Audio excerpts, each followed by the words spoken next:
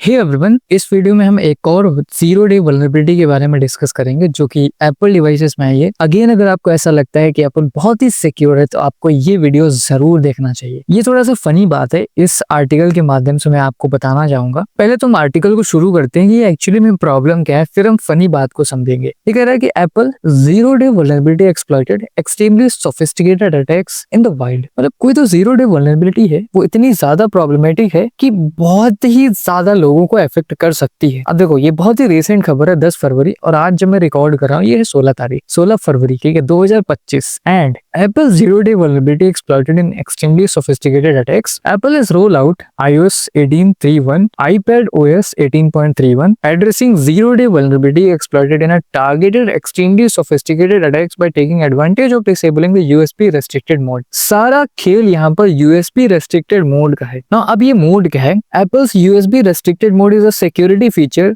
अब इसको ध्यान से समझो कि एप्पल का USB restricted mode क्या है? एक सिक्योरिटी फीचर है that prevents unauthorized access to data on iOS device. ये एक सिक्योरिटी फीचर है, सो कॉल्ड सिक्योरिटी फीचर है जो कि एप्पल में अनऑथराइज्ड डेटा एक्सेस को बचाता है। ठीक है, iOS डिवाइसेस में अनऑथराइज्ड डेटा एक्सेस को बचाता है। इट प्रिवेंट्स USB एसेसरीज, मतलब जो भी USB एसेसरीज एक्सेप्ट चार्जर आप जो भी लगाएंगे, from connecting to a locked device after a certain amount of time. मतलब ये कोई भी USB एसेसरीज आप अगर कनेक्ट करेंगे तो कुछ समय बाद ये ऑटोमेटिकली आपका फोन लॉक हो जाएगा। The updates available for the various devices including iPhone XS and later models as well as various iPad Pro, iPad Air, iPad mini models. तो ये जो USB रेस्ट्रिक्टेड मोड था ये इन लोगों के लिए अवेलेबल था जब इन्होंने अपडेट किया। नाउ अब इसमें भी एक वल्नरेबिलिटी आ गई, हालांकि ये तो एक सिक्योरिटी फीचर था बट इसमें वल्नरेबिलिटी आ गई। अब वो क्या है? USB restricted mode vulnerability। The update resolves an issue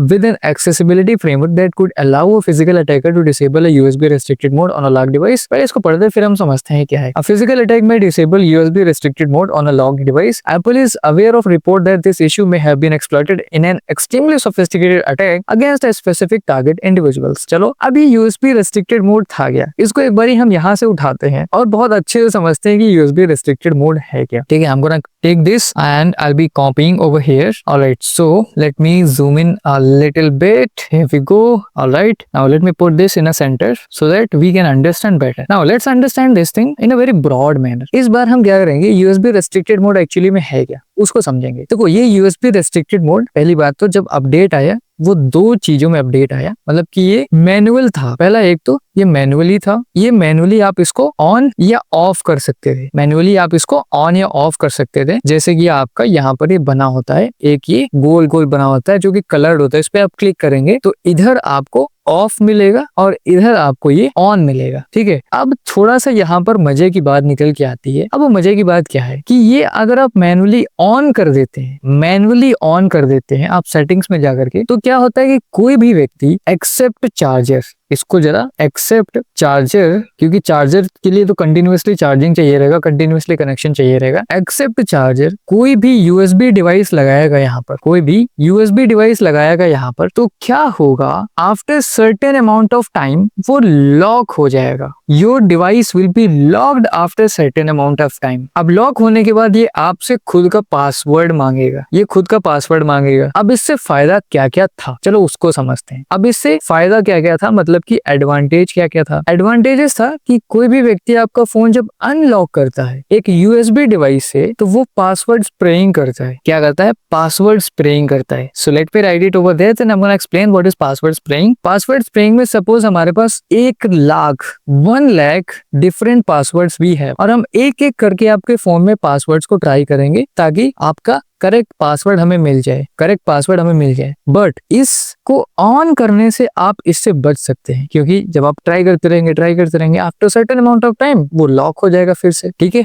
वो लॉक हो जाएगा। और दूसरा एडवांटेज क्या था कि कभी कभी क्या होता है, आपका फोन चोरी हो गया, चोरी होने पे बहुत लोग USB डिवाइसेस का यूज करके आपको फोन अनलॉक करते हैं, तो उससे भी आप बच सकते हैं। और इसमें एक और एडवांटेज था कि आपने बेसिकली एक तरीके का डिसएडवांटेज और एडवांटेज दोनों था। कोई भी चीज USB के थ्रू आप अगर ट्रांसफर कर रहे हैं, ये तो ज्यादा भी हो गया यहाँ पर, USB के थ्रू आप अगर ट्रांसफर कर रहे हैं तो अगर आप कुछ अमाउंट ऑफ टाइम के लिए अवेलेबल नहीं है अपने फोन के पास तो वो लॉक हो जाएगा। ये था तो वैसे काफी अच्छा फीचर, बट इसकी प्रॉब्लम्स कहाँ पर आई? अब देखो, अब इसकी प्रॉब्लम्स कहाँ पर आई, अब वो आपको समझना पड़ेगा। अब इसमें वल्नरेबिलिटी क्या थी वो देखते हैं, हम बहुत अच्छे से देखते हैं। अब इस वल्नरेबिलिटी के थ्रू हुआ क्या, पहले क्या था, हम मैनुअली इसको ऑन और ऑफ कर सकते थे, ऑन और ऑफ कर सकते थे, बट क्या हुआ क्या, इसमें एक वल्नरेबिलिटी निकली। अब उस वल्नरेबिलिटी के थ्रू हैकर्स ने क्या किया, हैकर्स ने क्या किया, अब ये बड़ी मजाक की बात है, वैसे तो ये सिक्योरिटी फीचर था, let me just identify over here कि ये एक सिक्योरिटी फीचर था। अब आप समझेंगे ये हंसी वाली बात क्यों है। हैकर्स ने क्या किया, हम जो मैनुअली कर रहे थे ऑन और ऑफ, बहुत ध्यान से समझना, हम मैनुअली ऑन और ऑफ कर रहे थे, हैकर्स ने उसको बाईपास कर दिया।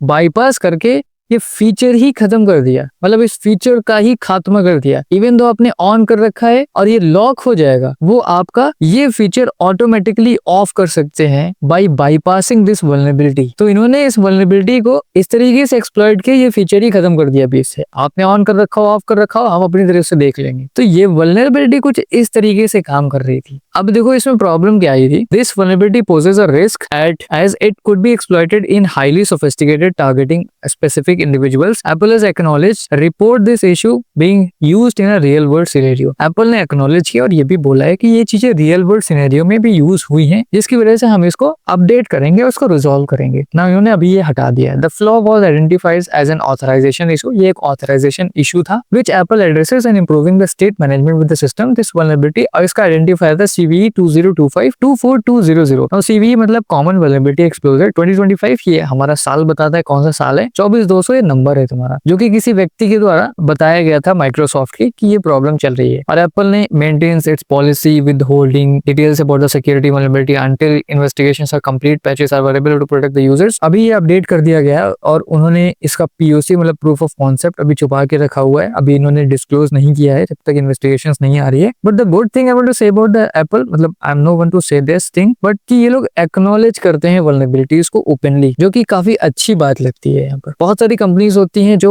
वल्नरेबिलिटीज को अंदर ही दबा देती हैं और वो रिजॉल्व कर देती हैं, अपडेट लेकर के आ जाती है, और अपडेट में आपको बहुत सारे फॉल्स स्टेटमेंट निकल के आ जाते हैं कि ये इंप्रूव हुआ, वो इंप्रूव हुआ। अगर अभी भी आपको लगता है कि एप्पल बहुत ही सेफ है, right, so that's up to you. Now after this thing you can make your opinion. That's it for this video, will meet up in the next video.